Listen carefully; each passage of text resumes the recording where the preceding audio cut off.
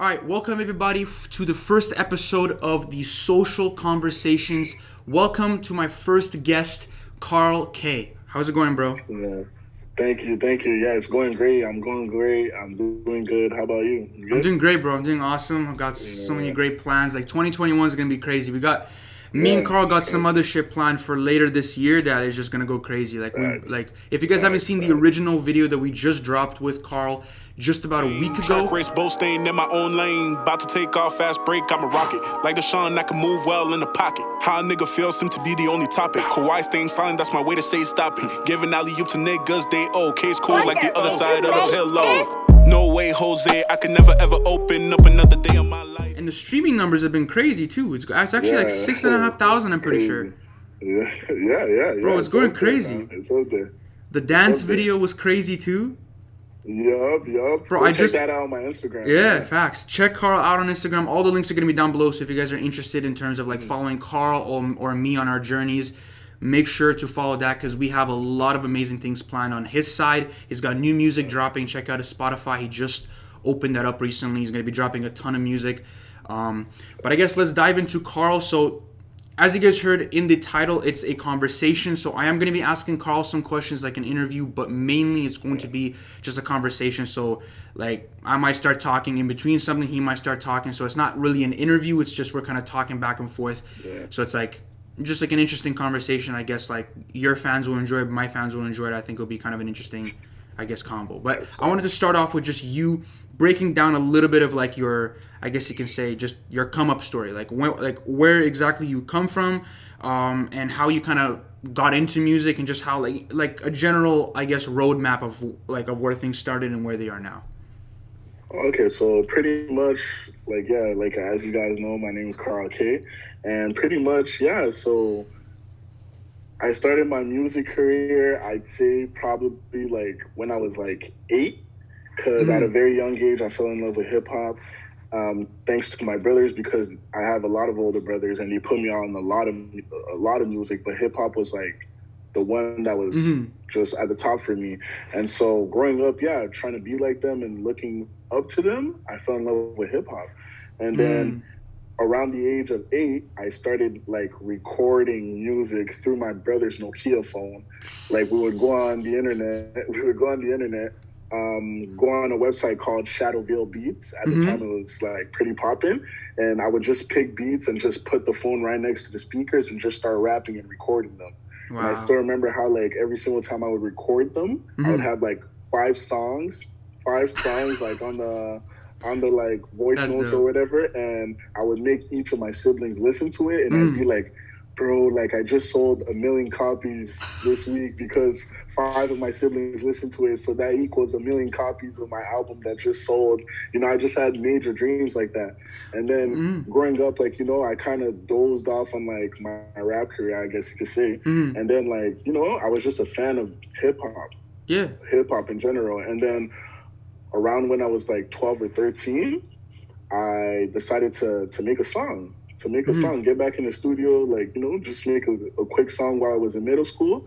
And I remember it just kind of like in a way blew up in like school and stuff like that. People really messed with it, and yeah. And then like I was getting a little bit of attention, but like from people like that's like in my school and like just the people around everyone that was in my school or whatever. And then like I was like, but you know what? Like I'm still a kid. Like exactly. You know, let me just grow. And I always knew that I would come back to music eventually. Which is smart move though. It's a very smart move because a lot of people dive into it too early. Yeah, and now that I'm 20, I felt like it was a perfect time. I'm done with high school. I'm not in high school anymore, and like you know, everything is just great. And I feel like right now was the perfect time. It was just a perfect time. Oh, I feel like you grew up. I mean, like we're obviously like I'm 19, you're 20, so we're still not fully like grown yet, but I feel like it's already at the age where you can dive into whatever career choice you want. I feel like honestly you should be starting at an early age, and I feel like that is great that he said that he started at 8 years old. I feel like that's really dope that you started at 8, because I feel like starting at a young age is important, because you're kind of developing the fundamentals early on. Because as a kid, it's like from what I learned, it's like as a kid, like there's a reason why like kids enjoy like playing toys and stuff like that. It's like you think about it now, you're like, why do you enjoy playing with like, you know, like a metal car, like a plastic doll or something? It's just like, but it's kids have like a bigger imagination. Like they kind of have like their third eye open, which is kind of like, like I guess you could say like kids are like woke, where it's like they see things the way they're meant to be seen. Like they're, you know, like they're not brainwashed by anything. So it's like at an early age, if you start doing things like in terms of music, you start to really get good at those things. So it's like anybody who did, you know, who started doing music or any sort of skill at a really young age, especially under the age of 10, a lot of times that skill is, by the time they're 15, 16, they're already super good and talented at that skill. For me personally, like before, like I didn't do videos for until like I was like later in life, until I was like 15, 16. But before that, I had many other skills. Like drumming, I started when I was like 11 and did that for 5 years before I did videos. But I feel like photography for me was the first thing I started at as well. I was like, for me, that's the first thing that started off as a kid and everything, and it kind of just moved forward, and I guess that transitioned to where I am now. And for you, because you did music since you were 8 years old, I feel like that attachment for you being an artist is like it's there. You know, for some people it's like you like, just because you didn't do it like from a young age don't mean you can't become an artist like anytime. It's just I feel like like when you started at a young age, you kind of have that, I guess you could say, that initial start, that initial attachment. Exactly, that initial attachment. And I feel like, you know, because for me, I didn't even like hip hop until 2017. So I didn't even listen, like legit, I didn't listen to hip hop till I was 20, till 2017. Crazy. That's crazy. But now look at you. All you do is shoot hip hop. Exactly. Yeah. Well, I mean, I'm trying to eventually branch off, but it's like I know everything about hip hop now. So it's just like my passion really speaks for itself in terms of like I went from not knowing anything about this to knowing everything about it. And I feel like I appreciate your music a lot too, because I love all styles in general, and I feel like yours is not just hip hop. It's just a mixture of like different little things like you gathered over, I guess, listening to other artists, I guess, and it's just like you've developed your own style. Because like I said, like I heard you say, to me personally, like you like 50 Cent, like that was a big inspiration for you. So it's like I feel like like artists like that, and then some other like styles of music that you probably listened to as well as a kid, kind of morphed it into this style that you're doing now. So facts for sure. So I guess maybe you can talk a little bit about exactly like what kind of style of music you're doing now, and what you're trying to do with yours. Like, are you trying to maybe develop a new style, or is there something that you do that, like, what differentiates your music from others, so like they can know? Like, I feel like with this generation and like the state of hip hop, like right now, like rap music, I feel like it's not what it was 10 to 20 years 10 ago. To 15, 20 years ago. And I'm a big hip hop historian. Like, I really study this, and I'm a big fan of, like you said, 50 Cent. I'm a big fan of Jay-Z, Mace, Lil Wayne, just to name a few, right? Yeah, from facts. Like the older generation. Yeah, like the 90s. And like because of my brothers, that's what made me fall in love with hip hop. So with the style that I'm trying to go with right now is pretty much bring back those like elements of those old stuff. Yeah. To this new generation, and at the same time incorporate this generation's sound with it, and that basically forms me. Facts, and I like that. That's pretty much where I'm going for, because I believe that, to me, like Jay-Z and like just all the rappers that I've named are like they're goats. No, 100%. Like, I feel like the 90s and the early 2000s, I feel like there will never be that amount of amazing, like, the thing is, if you think about it, not like 80s, 90s, and the early 2000s, like with all those decades, you could probably calculate 20 legends from each decade. At least 20, if not 30. In the 2010s, you could probably look at maybe like 5 or 6 that are like legends. Like the others are really dope, but you can't really call them legends. It's like, if you like, not every, like, because a legend in terms of like, just because you love an artist to death doesn't make them a legend. It's like, I feel like a legend is someone that everybody, no matter what part of the world you are at, they will recognize that name. So there isn't really that many artists these days that are like that. And I feel like that's the reason why I feel like I keep going back to the 90s music, you know, like the hard lyrics. That's why I mess with so many artists. Like, for example, you actually, like, you could hear the words you're saying. Like to name a few other artists, for example, Pharaoh. another incredible artist in the city. He's from the East. The guy is incredible. Like, he has a bright future. But the problem is that Toronto is just, it's not really a city that really, I guess, appreciates that style of music. Not everybody appreciates it. You know, like the big emphasis in the city right now is hood music, which there's no problem with that type of music. I enjoy it myself. You know, like, I love the recently passed away Houdini. I loved his music. Like, there's so many other artists that I love that are from the hood. But the problem is that it's not only about the music, but it's just about the whole violence and just all the clowning that they do on Instagram and stuff, and beefing and stuff, the Instagram lives and shit. Like, that's what makes them grow their fan base, and that's what makes Toronto, like, I feel like that's what the Toronto scene is right now, and I don't like it. I feel like I like artists like you that are really bringing true music to the scene, like something that's just, I feel like, like real rap probably, like, I don't think real rap will really ever die. There's always going to be people that are going to try bringing that and keeping that alive, and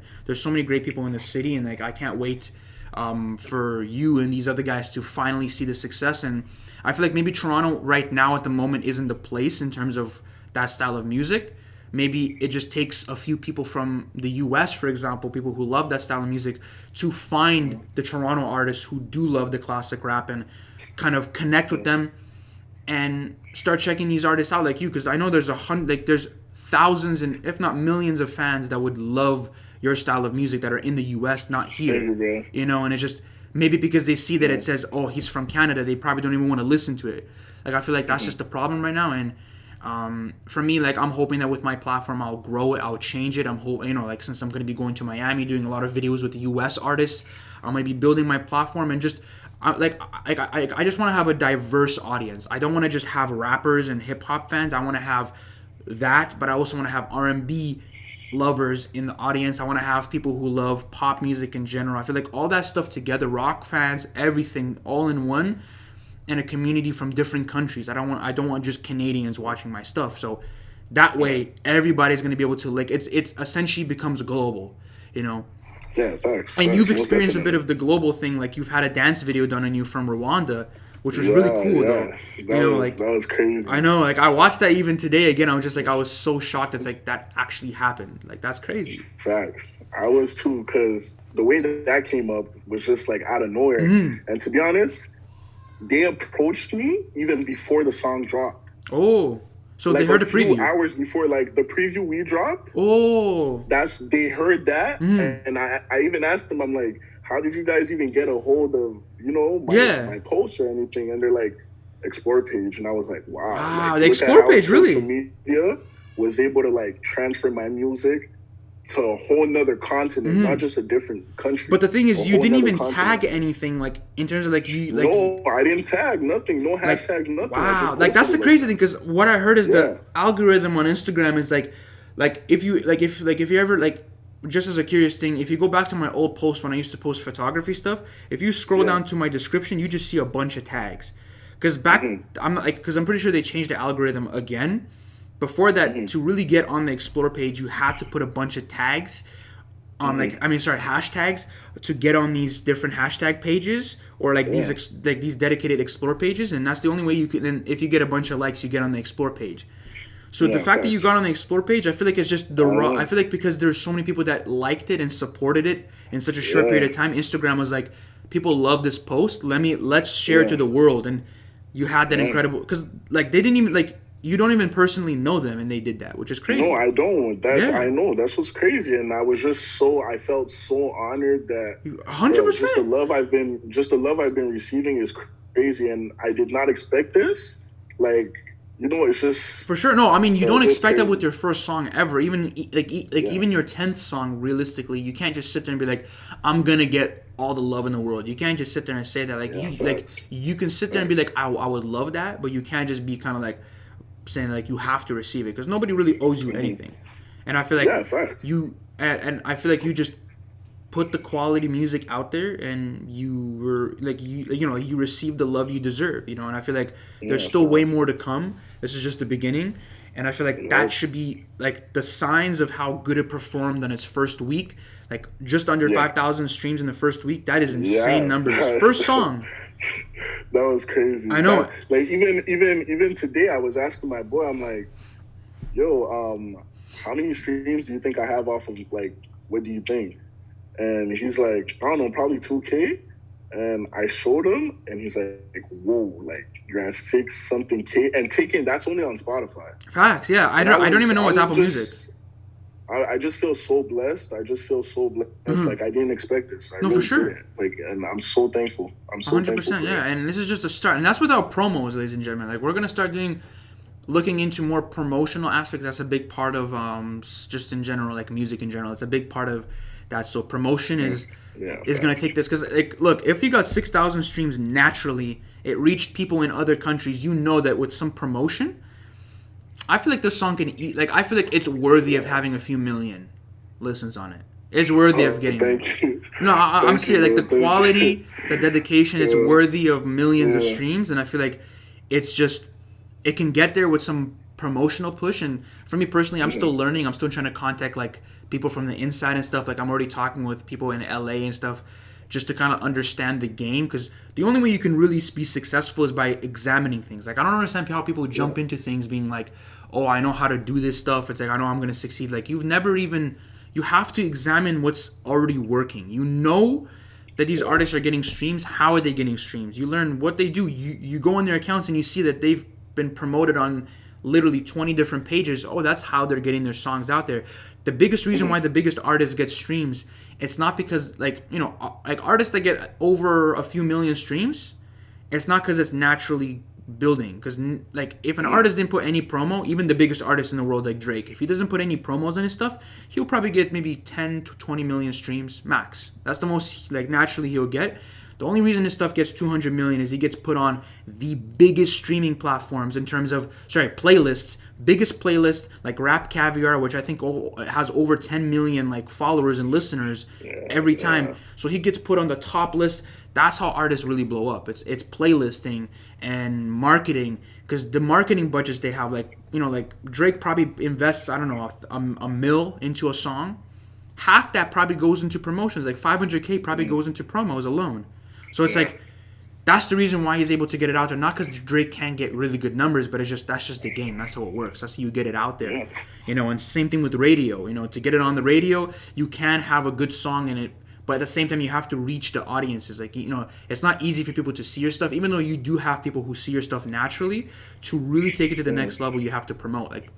Like I heard big guys saying like it's 70% promotion, 30% music at the beginning, and I see why they say that. But at the same time, for me, I obviously don't want people to do 70% promotion, 30% music, because I want you to focus on the music more to build a fan base. But I feel like you definitely need to be putting at least 25% of your money and time into promotion, because if you really want to succeed, you got to put some money in promos. Like as annoying as it is, it's just a part of the game. It's just a part of the business in general, and eventually it's just about doing some really high quality promos a few times.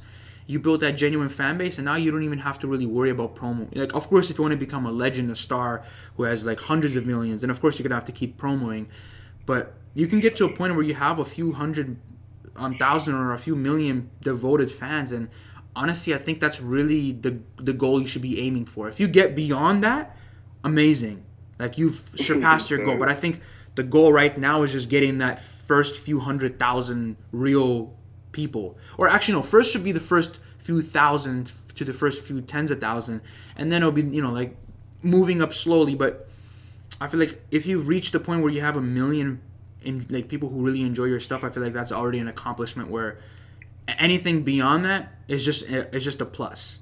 You know, because if you have that mindset where you always have to, like, you have to reach 100 million, then you'll never be happy, because you're just going to reach 100 million and you're going to be like, oh, now I want to reach 500 million. Like, you'll never be. So, like, you have to just reach a certain goal to where, like, I've achieved this. Anything beyond this point is just, you know, like, sure, awesome. Now I have 10 million. That's great. You know, it's just a number at that point. So it's like, because that's the only way you can really be happy and, like, appreciate your stuff. It's just, like, as soon as you've reached your milestone, at that point, you don't look at the numbers anymore. Like, you shouldn't really care if you get 10 million at that point or 20 million. Because the thing is, like, at that point, like, you're just gonna keep being hungry to get bigger numbers, and but in reality, it's not really bringing you anything, anything beneficial. Because like, yeah, you might become a billionaire, but it's like, realistically speaking, how are you gonna like, who in the right, like, what billionaire is gonna be able to spend even a tenth of their money? It's impossible. Like, that's just too much. Like, so to me personally, I feel like the best thing to do is to reach that success and then start your own label. Because I feel like for an artist like you, like I said, you want to do a lot of you want to bring the classic rap back. And I feel like, what if you succeed soon? What you can do is you can open up a dedicated record label in Toronto, specifically to help Toronto like talent get out. Like, I feel like that'd be dope. Exactly. I feel like that's a much, like, and you don't even have to be like in the scene. Like, you just open it up and you have people doing it for you. Like, you just open up the label, you're the owner and stuff.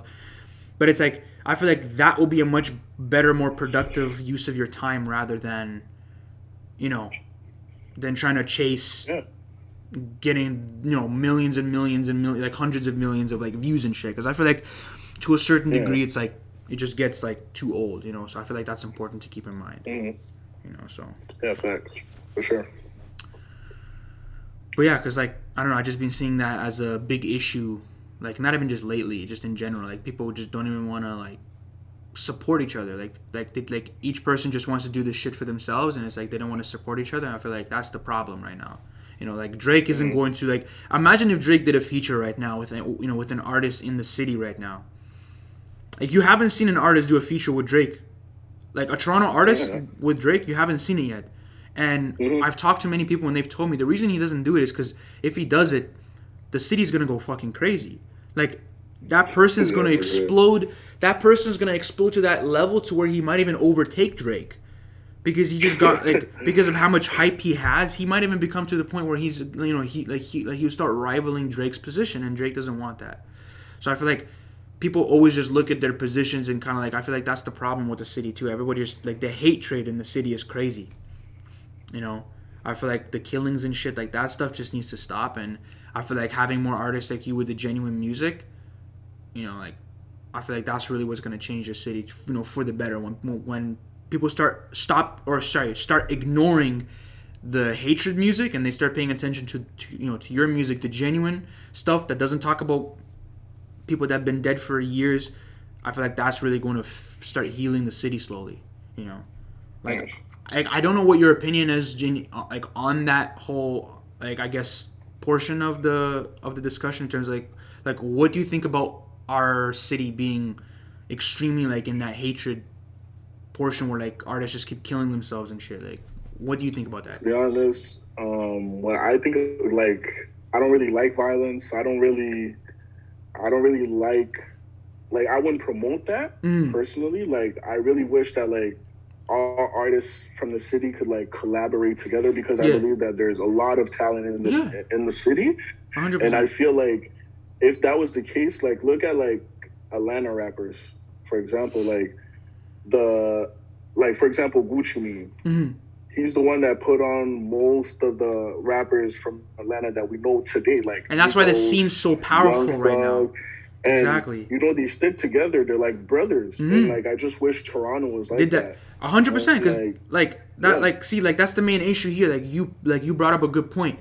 They work together. Because the thing is, there's so many amazing artists in the city. Each one is trying to reach the stardom on their own, instead of coming together and having two of the biggest artists in Toronto collabing and pushing the numbers to this extreme level that Toronto has never had, like 20 million, 30 million views, and instead of having a few 100,000, taking that shit to the next level and getting a song that people in the US even hear.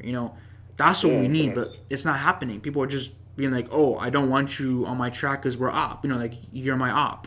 It's like, I don't want you to be on my song because, like, I don't like you because you're from this set. Like, they need to stop. Like, what needs to stop is... Like, I feel like what needs to stop is people need to stop, like, the music with the gang stuff. They need to separate those two things. Like, they just need to separate. So, like, artists who's in the hood that's seeing, like, a lot of traction and success, he needs to stop putting his foot in the streets and the thing, because even just in general, oh shit. One sec. Running out of time. We've removed the 40-minute limit on your. Okay. Because there's actually a limit on our thing for Zoom. Yeah, but Okay. but it said it was off. So essentially, yeah. So like I feel like what's important is that,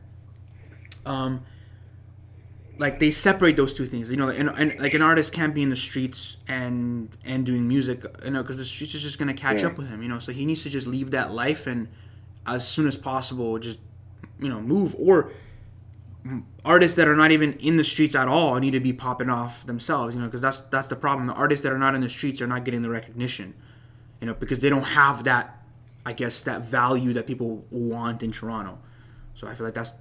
Well, yeah, I would love for you to see like all the biggest Toronto rappers just combining. Like it would be so great to see. Like I'm just like I pray for that to happen. I really want positivity in the city, all that. Like I just want great things for everyone. I would love to collaborate with everyone in the city. It would just be great. Like I just feel like us combining together, no one could stop us in the world. 100%, yeah. And I feel like no one. Like you're totally right with that, and I feel like that's what, like for me, my main goal is to change Toronto. Like I'm not just here to just profit and leave. I'm here to really make some sort of a difference in Toronto, like be a part of because Toronto's scene hasn't even blown up yet. Realistically, it hasn't even reached mainstream. As much as Drake talks about it, he's not really the Toronto scene. Like the Toronto rappers, it's like Drake is like one of the biggest, while a regular Toronto artist doesn't even have over 100K. It's like the difference in numbers is insane. So the average Toronto artist isn't even that huge relative to the artists in the US. So it's like our scene isn't even huge yet. Like it hasn't popped off like Chicago or Atlanta or Detroit. It hasn't popped off like those places or Memphis. Exactly, Memphis, New York, like like the New York drill scene. Right now actually I've heard the DC drill and the DC rappers are actually blowing up right now too, so like that scene can potentially blow up soon as well. Like that's what we need. But the thing is, those people they're collaborating, they're kind of working together to help the scene grow, and it's just like we need more of that. Like we need people to collaborate more, like these, like because like imagine having two artists who are from the completely different sets, who are focused on music, collaborating together in Toronto. Like that's gonna spark a massive thing.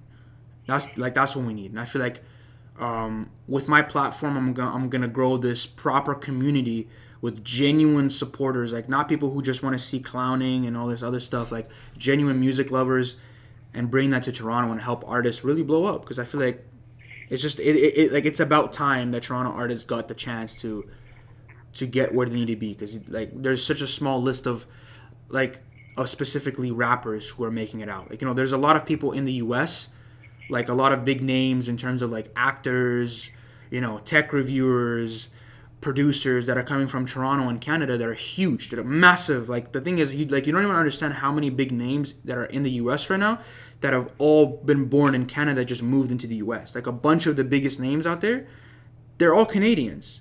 It's just you don't really know about it until you really do you do your research. But specifically rappers, for some reason, there's only a handful that have actually made it out. And that's what baffles me, and that's what needs to change. Like there needs to be more. I feel like other styles of music are fine. It's just hip hop right now that's in this stagnant point where the hip hop community in Toronto is struggling in terms of like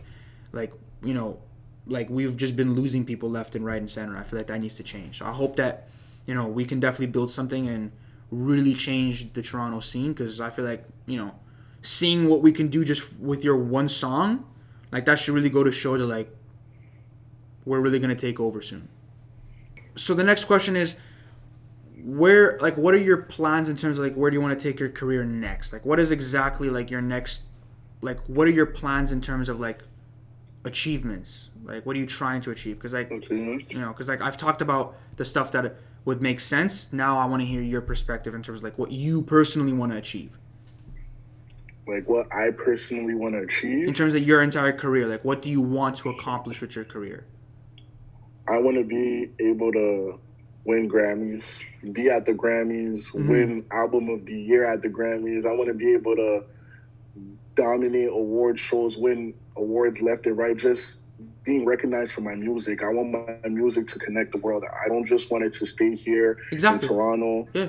Like, I want it to be global. Like, I really want to be known as a legend later on, like in 10, 15 years. Like, what's crazy to me right now is, like, I don't know if you know, but The Weeknd is performing at the Super Bowl. The Super Bowl coming. So it's like The Weeknd is from Scarborough. Yeah. I'm from Scarborough. And not to compare it to myself. No, of course, anything, obviously, for sure. But it's just like, to me, it's but like, that shows you that you can do it. Yeah, so it's like someone that walked around the same streets that I walk around right now, grew up in. It's like, whoa, like, you know, like, facts. And especially from Canada, where it's like we don't have like the biggest artists, like the ones in the US, but it's like for someone like The Weeknd, that's where I'm from. Yeah. For him to be able to be performing at the Super Bowl, that's like, that's like a dream to me. And it's like, that's 100%. motivation to me. And honestly, I wish and hope that one day I could be in the same position that he's in. And so, like, when I just look at stuff like that, it's like, wow, like, all I have to do is just really put in the work, and hopefully one day I could make it there with those guys too. So that's pretty much like my goal. Yeah, when it comes to my music. That's a very, like, I'm happy that those are your goals, because I feel like I'm glad that it's not just about numbers. I'm glad that, like, your goal is beyond the numbers, like, because I feel like people always look at the numbers. Like, that's just the part that kind of saddens me too. It's like there's a certain degree to where it's important, but people just keep looking at that. I feel like for me, I would rather have won an award of best director of the year, or for you being the best art, like best hip hop, or the best album of the year. I feel like being nominated for that is such a much bigger achievement than having having literally dots on a screen. Like honestly, taking like the amount of artists that exists in the whole world, like just take that in. Exactly. Like, it's like at the end of the day, it's like it's not a category where it's like, oh, because he's American, he's gonna get nominated. No, it's really like, if the best artists in the world are nominated for those categories, it doesn't stop at just one country or one city. Exactly. The best in the world. Who would want to be a part of the best, to be up there? So it's like, that's something that I've dreamed about my whole life. I've dreamed about performing at the Grammys, Billboard Awards, all of that. That's just like, bro, that's... No, for sure. Like I feel said, like it's beyond the numbers. It's beyond the numbers. Yeah, for sure. Yeah, 100%. No, I love that, because I feel like the modern age right now is all about the numbers, and I feel like we've all been guilty, of course, at one point at looking at your followers and stuff, like, oh, I wish I had more, of course. But I feel like for me, it's just like I'm at this point, like I've just completely just ignored that whole aspect of it. Like I'm just like, I learned that it's just social media. It don't matter realistically. Yeah. For me, I want to get to the point where I'm hanging out with the biggest guys in the industry, just hanging out as friends. We're not there just for business reasons. I don't want to talk to the biggest or the best guys in the industry just as like, oh, can I just work with you to make, to build my following? If I see a big artist, or if I see a big director, like whoever it is, if it's someone that I look up to, I'm not pulling my phone out and shoving it in their face, like, oh, hey. Yeah, I'm not, like, for me, like, I would never, if I stumbled upon one of my favorite things, I wouldn't even film the shit on my phone. I would just, I don't care if people know that I've met one of the biggest, or I've talked to some big people. I don't care if people know if I've spoken to a big artist or I've spoken to a big director. I don't care. It doesn't really matter. To me, like, I know that I've spoken with them. That's all that really matters. And it's just like, eventually they will know.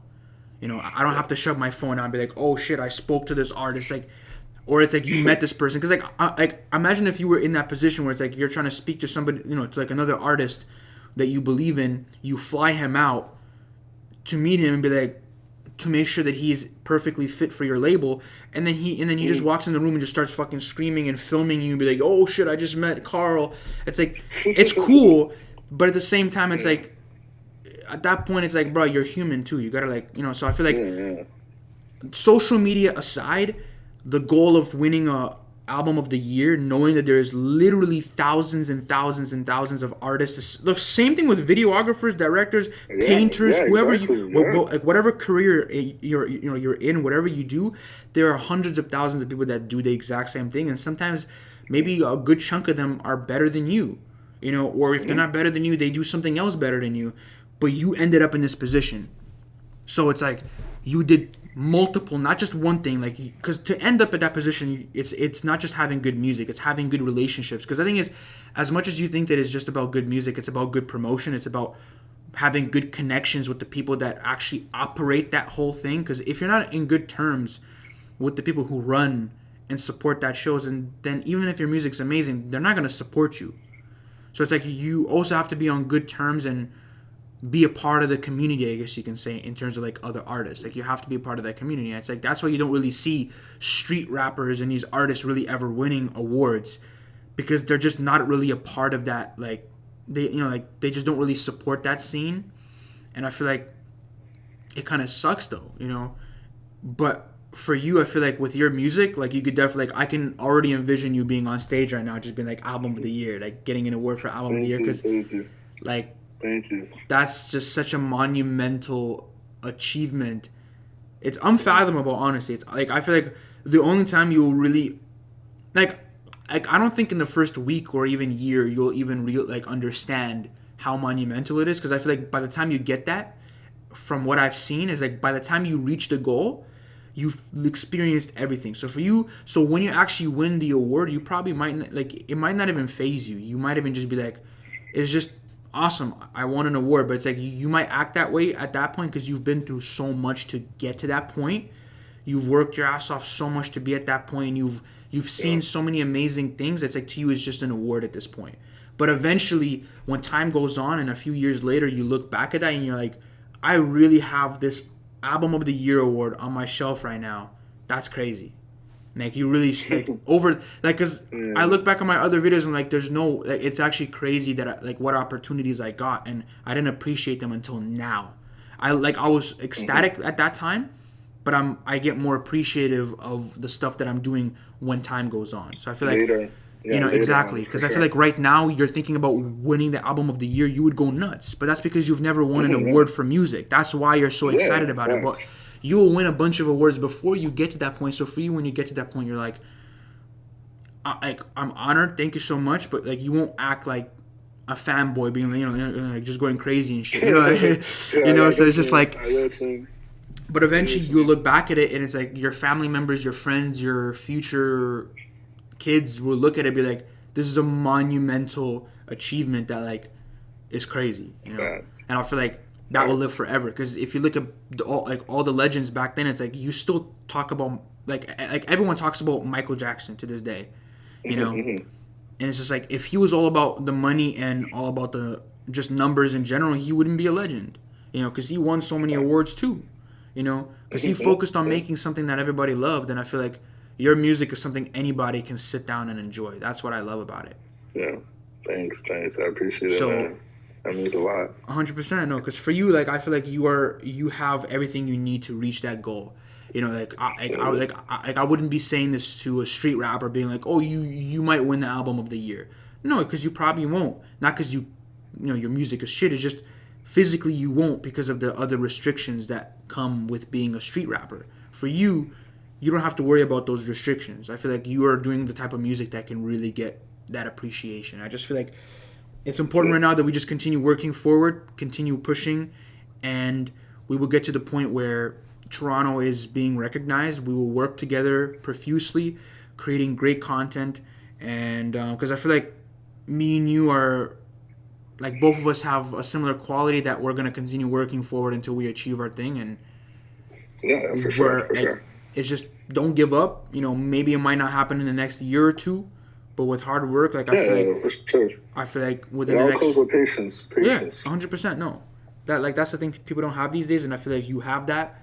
I know that I have that. I've been patient for many years, and I'm not gonna stop. Like I feel like I feel like right now I'm just starting. Realistically, this is just the beginning. This is just like I've been through so much, but this is just the beginning of what's to come. This is like a brand new chapter. Like I've opened up this chapter a year ago, It is just a brand new chapter. And I feel like for you right now, you just launched everything. It's a brand new chapter for you. It's a brand new chapter for me too. Yeah, exactly. You're literally just on your first page. You're just typing up your first few lines, your first few words. Yeah. There's so many blank pages to fill up with beautiful moments. There will be terrible moments, but there's the only way that you can experience and appreciate the good times is by experiencing the shitty times. Yeah, for sure. Like that's what I don't expect that's what everything to be perfect, but no, for sure, yeah. But like that's how you appreciate those moments more. And I feel like for me, like I learned that 100%, like physically, like not even hearing it from people. Like I've experienced it, like having shitty moments and then experiencing these successes after so much hard work and not seeing results. All that work wasn't for nothing. All those videos I made prior to making music videos, they weren't for nothing, because I'm here right now doing this, Yeah. So they weren't for nothing. So Well it's said. like, Well said. 100%. So I guess we can wrap it up here.